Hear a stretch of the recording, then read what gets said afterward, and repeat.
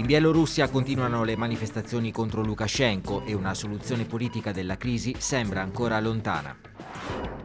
Nova Gorica e Gorizia, città divise dalla frontiera tra Slovenia e Italia, nel 2025 saranno insieme capitale europea della cultura. A Kostolac, in Serbia, gli scavi degli archeologi stanno portando alla luce l'antica metropoli romana del periodo di Traiano. Brazzo Football Club, un documentario che racconta come la Bosnia ed Erzegovina ha vissuto l'avventura della propria nazionale ai mondiali in Brasile. Sta per iniziare il Trieste Film Festival, la più importante rassegna italiana del cinema dell'Europa orientale.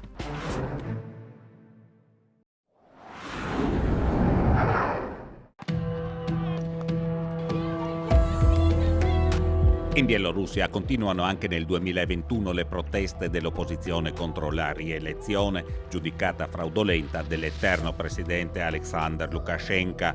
Lukashenko nella dizione internazionale mediata dal russo, Lukashenko in bielorusso. L'Unione Europea e gli Stati Uniti hanno posto sotto embargo l'autoritario presidente e i suoi fedelissimi. Dopo 5 mesi di proteste, alcuni morti, violenze della polizia e migliaia di arresti, però anche l'opposizione sembra avere perso slancio, mentre Lukashenko mostra al paese un volto da padre bonario della patria impegnato nei balli e nelle feste di fine anno. La transizione sarebbe possibile se il leader, in questo caso Lukashenko, pensa che è in grado di negoziare l'uscita che comunque non comprometterebbe la sua sicurezza e il suo benessere. Un altro scenario è quello quando si crea una massa critica nell'elite politica tra i funzionari politici che comincia a vedere più benefici nella transizione invece dello status quo. Non abbiamo indicazioni molto incoraggianti, anche perché il regime bielorusso non è particolarmente pluralista. Un altro elemento importante è l'appoggio delle forze dell'ordine, dei servizi segreti al presidente attuale, che al momento rimangono molto fedeli. Ma come definire le opposizioni? Sono liberali, conservatrici, socialiste, nazionaliste? Non ci sono dei gruppi ben distinti con delle ideologie facilmente identificabili. Non possiamo dire che è una coalizione di, tra nazionalisti e le persone di sinistra. È veramente una rivolta del popolo intero. Abbiamo visto che veramente le proteste hanno coinvolto diversi gruppi sociali, hanno coinvolto diversi gruppi demografici, si sono svolti sia nella capitale che fuori, nelle province. Le proteste bielorusse sono veramente le proteste senza leader, che è stata anche una caratteristica, credo anche un punto di forza di queste proteste. Le ha rese più resilienti, più efficaci, più dinamiche. Sicuramente si può parlare della società civile nel senso molto ampio della parola, che si è proprio risvegliata proprio perché il regime ha reagito in questa maniera molto aggressiva contro le proteste iniziali ad agosto.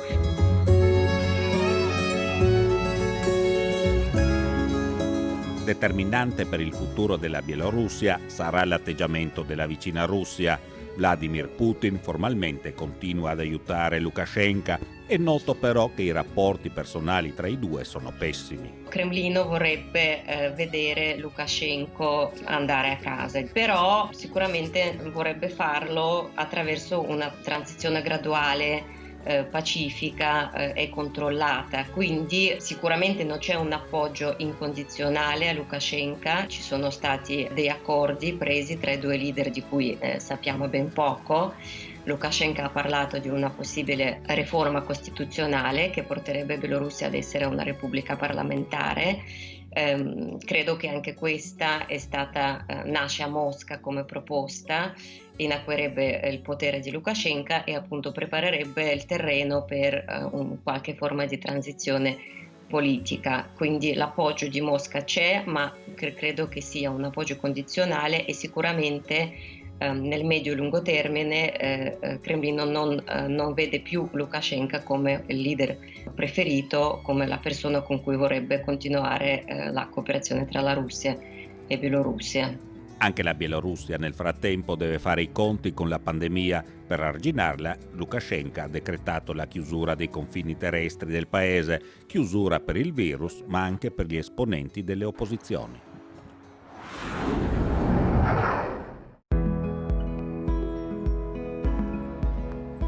Ci sono luoghi in Europa feriti dal XX secolo, tra questi Gorizia e Nova Gorica, due città sulla frontiera tra Italia e Slovenia che nel 2025 saranno insieme capitale europea della cultura. Il sogno europeo le ha dapprima avvicinate abbattendo il confine che le ha divise dopo la Seconda Guerra Mondiale. La nomina rafforza questa unione. Mi sembra una buona cosa per integrare entrambe le città, dopo tanto tempo. Anni fa non si poteva parlare proprio di questa cosa qua. Upamo molto di dabo. E speriamo anche produca i risultati sperati. Che pričakujemo. Il verdetto è stato accolto dall'abbraccio dei due sindaci e dall'entusiasmo delle due città. Per un anno le due metteranno in mostra le proprie peculiarità culturali. Complimenti e auguri ai goriziani per la designazione di Gorizia e Nova Gorica congiuntamente a Capitale Europea della Cultura per il 2025. Si tratta di un segnale che rende onore a Italia e Slovenia per aver sviluppato relazioni che vanno oltre la convivenza e il rispetto reciproco ed esprimono collaborazione e prospettive di futuro comune. Il motto dell'evento è Go Borderless, andiamo senza confini. L'ideatrice e capo del progetto è Neda Russian-Britz. Sua l'idea già nel 2017 di concorrere al titolo. Tutti hanno percepito che questa è una grande occasione per posizionarci in Europa e che ci riavviciniamo nuovamente dopo un secolo di dolore. La svolta della candidatura alla nuova calata delle barriere causa Covid. Le due città si sono trovate più divise che nei primi anni della guerra fredda. Il comitato organizzativo ha saputo cogliere l'occasione. La Commissione ha giudicato anche quello che è accaduto durante la candidatura, con la pandemia, quando qui ha preso corpo nuovamente un confine. Questo fatto ha dimostrato che abbiamo bisogno di questa nomina e che questa candidatura aveva più senso di quel che immaginavamo. Capire il vicino, avvicinarsi ancora di più, guarire ricordi diversi, creare un bilinguismo passivo, da periferia europea diventare il centro del cambiamento in un'ottica sostenibile. Questi sono i temi principali sui quali poggiano le ambizioni della capitale europea. Mislim, da je lahko nek signal, nek zgled. Penso che si tratti di un segnale, un esempio su come realizzare l'Europa nella nostra quotidianità, a livello dei singoli, delle famiglie, non soltanto una cosa limitata a Bruxelles. Njegovega življenja družin, ne samo na nivoju Bruslja. Il budget è di 23 milioni di euro, il 67% andrà agli eventi culturali. In tutto 60 progetti e 600 eventi. L'epicentro sarà la riqualificata Piazza Europa. La data del 2025 non vuole essere solo un punto d'arrivo. Quello che accade nel 2025 non dovrà essere visto come un fuoco di paglia, perciò una grande fiammata di cui ci si ricorderà negli anni successivi e basta, ma dovrà essere un vero e proprio investimento per fare in modo che perciò si riescano a costruire le basi per cambiare le relazioni tra due città. Noi siamo in grado di essere delle testimonianze in tutti quei luoghi dove il confine è ancora elemento di divisione e non è elemento di coesione. Ci sono volute 2 guerre mondiali, 60 anni di confine, una pandemia. Per il goriziano e il confine italo-sloveno sembra la volta buona. Speranza e perseveranza, ma soprattutto... Va tutto bene quando è pace.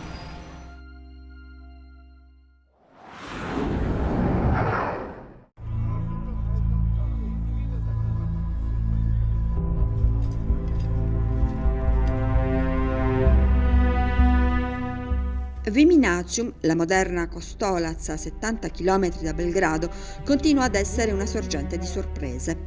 La sistematicità degli scavi realizzati negli ultimi 3 decenni in quella che fu tra le città più importanti dell'impero romano e provincia della Mesia hanno portato alla luce reperti tanto importanti da farle meritare l'appellativo di Pompei dei Balcani.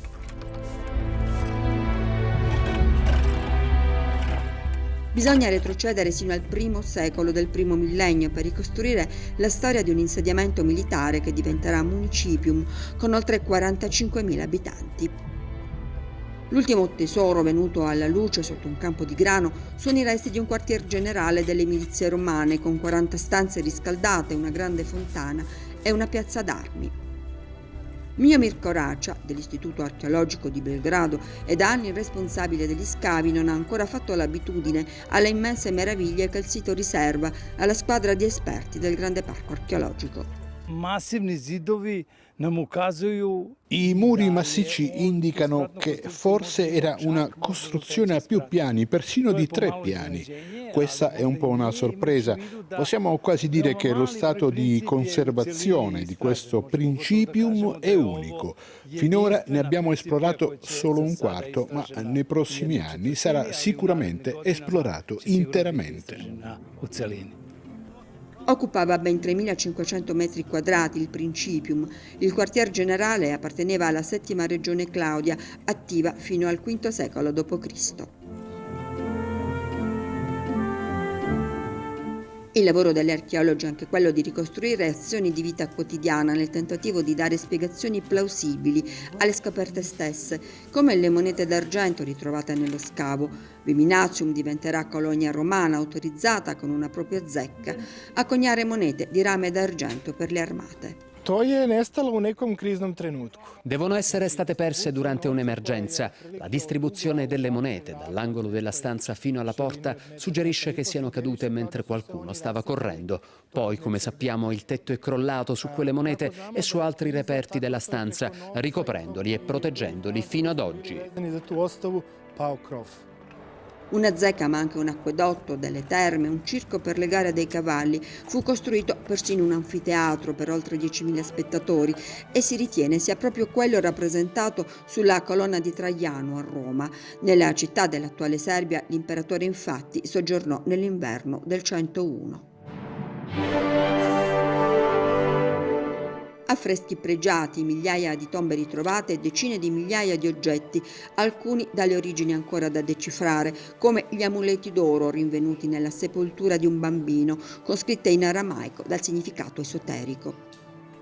Inspiegabili apparentemente almeno quanto le barche ritrovate in una miniera di carbone mentre un escavatore lavorava lungo le pareti. 2 più piccole di fattura, forse slava, la terza più grande certamente romana, originariamente lunga ben 19 metri, il fondo piatto, 6 paia di remi e una vela triangolare. Quella che oggi è zona carbonifera oltre 1000 anni fa era bagnata da un ramo del Danubio. È possibile che le imbarcazioni siano state volutamente distrutte per non renderle disponibili al nemico, dicono gli studiosi. Resta da capire se gli Unni di Attila o 150 anni più tardi gli Avari calati dalla Mongolia.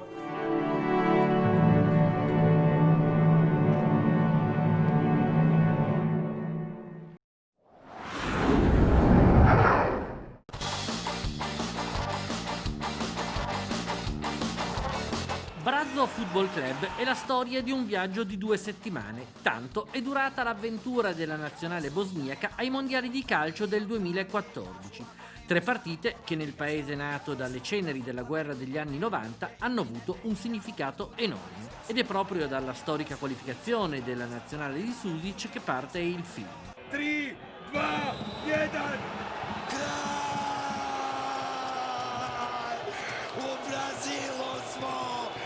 Mi aveva colpito il pianto dei giocatori, perché vedevo Pjanic, vedevo Lulic a centrocampo, abbracciati con i loro dirigenti, con la loro gente che piangeva insieme a loro, ma era un pianto sportivo un po' differente, direi un po' più profondo, sicuramente più condiviso.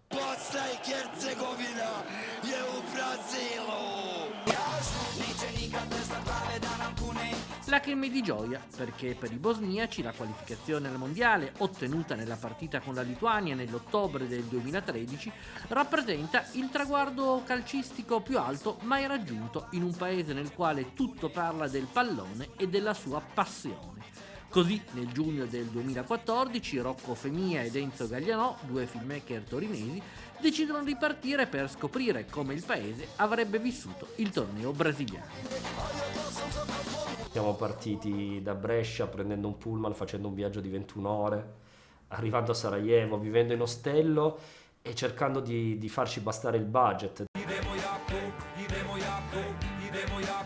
Siamo arrivati là senza troppi pregiudizi, cercando di lasciar parlare il più possibile le persone, perché ci interessava quella che era l'emotività anche delle persone e anche evidentemente degli ex calciatori della prima Bosnia-Erzegovina.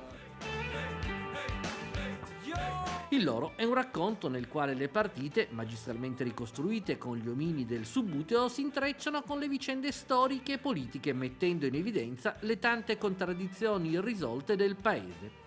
A Mostar è ad esempio sufficiente la presenza di un traduttore di tradizione musulmana perché le porte dello Zrinjski, il club croato della città, restino chiuse per la troupe. A Banja Luka, nella Repubblica Serba, le partite della nazionale vengono invece guardate con distrazione se non con ostilità. Ma non mancano le storie che inducono alla speranza, e proprio a partire dalle vicende più dolorose della guerra di 20 anni fa.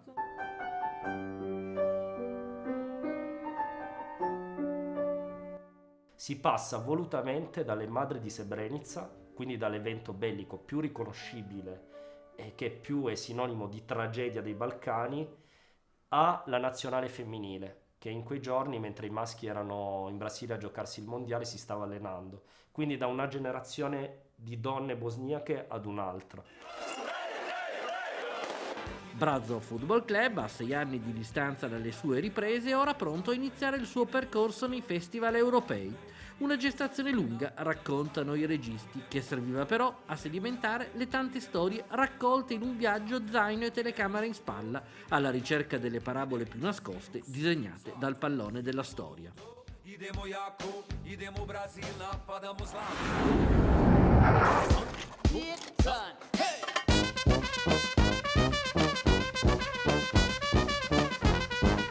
Doveva essere un'edizione dedicata anche alla memoria e al passato, con il focus incentrato sulle guerre nell'ex Jugoslavia esplose ormai 3 decenni fa.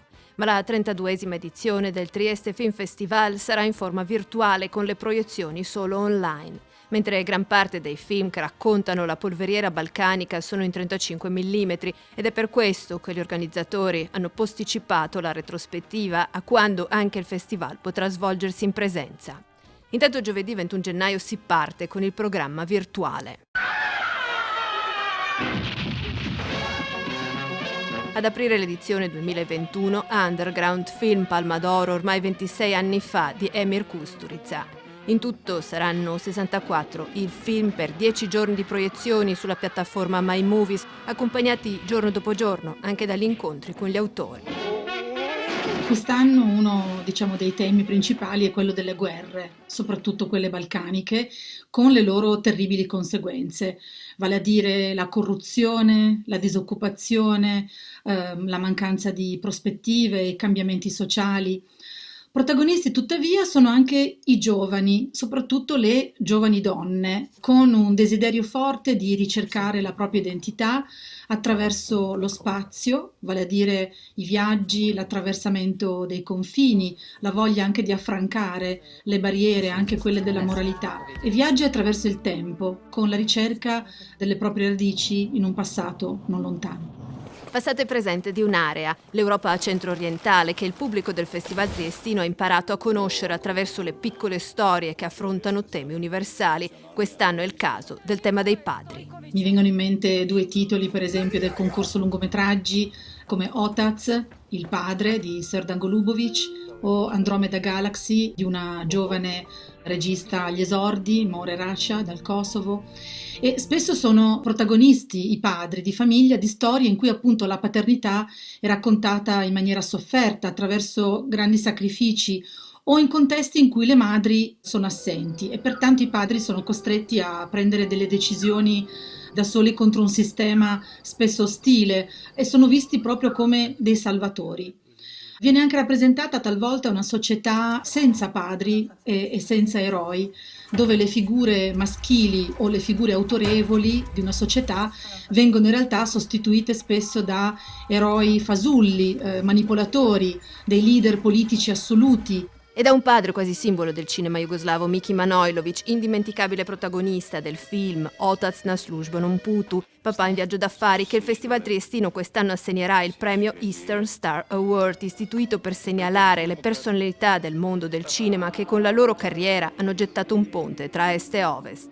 Tra le novità la sezione fuori dagli schermi, con Radu Jude e il suo personale racconto di Ceausescu, e l'ucraino Oleg Sentsov con il suo film girato dal carcere. E poi programma di Art and Sound, protagonisti Marina Abramovic, Slavoj Žižek, Charles Aznavour, oltre alla ricca offerta di documentari. Spesso i documentari sono narrativi e si seguono esattamente come dei film di finzione, così come i film di finzione contengono spesso molti elementi documentaristici, quindi le differenze tra generi sono veramente borderline, dando vita al famoso cinema del reale, una specie di nuovo neorealismo contemporaneo.